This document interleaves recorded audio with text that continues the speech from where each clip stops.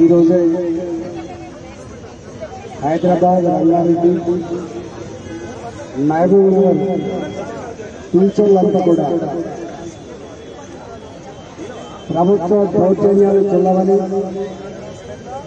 ప్రభుత్వ డబ్బుకి తెలంగాణ ఆత్మగౌరవం లేదని, మేము టీచర్లమని, ఈ వ్యవస్థ వేగు చుక్కలమని అధికార పార్టీ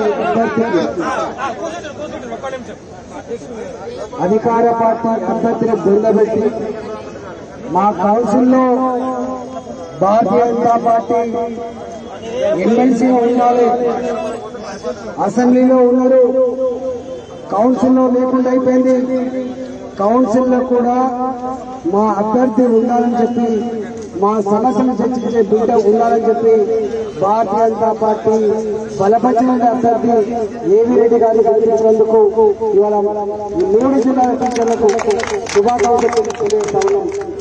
మీరిచ్చిన ఆ తీర్పు రాబోయే కాలంలో తెలంగాణ రాష్ట్రంలో జెండా ఎగరడానికి, భారతీయ జనతా పార్టీ గెలిపించడానికి మేము కృషి చేస్తామని చెప్పి ఈ సందర్భంగా వాళ్ళకు హామీ ఇస్తా ఉన్నాం. కేసీఆర్ గారికి ఇప్పటికే బండి సంజయ్ గారు మా రాష్ట్ర అధ్యక్షులు అనేక విషయాలు చెప్పారు. తెలంగాణ ఉద్యమంలో మూడిటి కోసం ఉద్యమం జరిగింది. 69 ఉద్యమం ఆనాడు కేవలం ఉద్యోగాల కోసమే జరిగింది. ఇడ్లీ సాంబార్ గోదావరి నుంచి మొదలుపెట్టి 69 తెలంగాణ ఉద్యమం నుంచి మొదలుపెట్టి మొన్న జరిగిన ఉద్యమం వరకు కూడా నియామకాల విషయంలో ఈ గడ్డ పిల్లలకి అన్యాయం జరుగుతుందని, తెలంగాణ రాష్ట్ర ఏర్పాటు మాత్రమే పరిష్కారం అని చెప్పి ఇవాళ అన్ని విద్యార్థులతో పాటుగా యువతతో పాటుగా భారతీయ జనతా పార్టీ ఆనాడు సుష్మా స్వరాజ్ గారు తెలంగాణ బిడ్డలారా ఆత్మహత్యలు చేసుకోకండి, మీ వెంట భారతీయ జనతా పార్టీ ఉండదని చెప్పి భరోసా ఇచ్చి ఆనాడు తెలంగాణ రాష్ట్ర ఏర్పాటు బిల్లు కోసం పార్లమెంట్ లో గర్జించినటువంటి నాయకురాలు సుష్మా స్వరాజ్ గారు గర్జించిన పార్టీ భారతీయ జనతా పార్టీ. తెలంగాణ రాష్ట్ర ఏర్పాటులో క్రియాశీలకంగా పాత్ర వహించే పార్టీ భారతీయ జనతా పార్టీ. కానీ వాళ్ళ 8 సంవత్సరాలు దాటిపోయింది, ఎక్కడ కూడా నియామకాలు లేవు.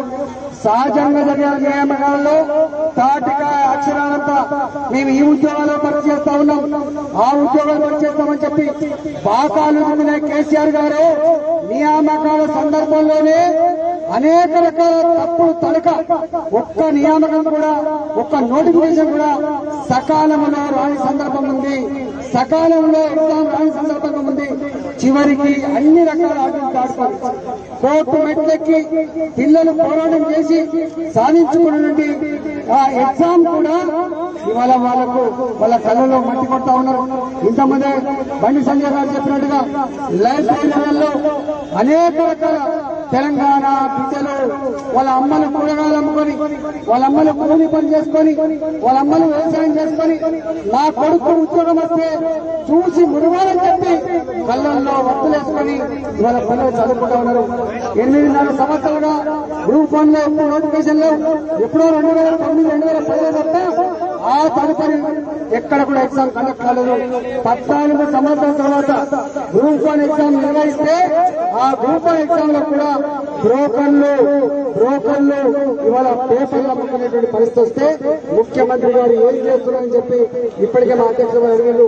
నేను ఒకటే కోరుతా ఉన్నా, నీ ప్రయారిటీ ప్రగతి భవన్ లో పడుకొని, ఫామ్ హౌస్ లో పడుకొని రాజకీయాల కోసం, పదవుల కోసం, నీ కుటుంబం కోసం, కుటుంబ ఆస్తుల, నీ కుటుంబ సంపాదన కోసం తప్ప ఎక్కడ కూడా ప్రజల కోసం పనిచేస్తున్నడానికి అనేక ఉదాహరణలు ఉన్నాయి. 70 లక్షల మహిళల కోసం ఆలోచన చేస్తే 54 లక్షల మంది రైతాంగం కోసం 20 లక్షల దరఖాస్తులు పెండింగ్ ఉన్నటువంటి దాని గురించి ఆలోచించారు. ఇవాళ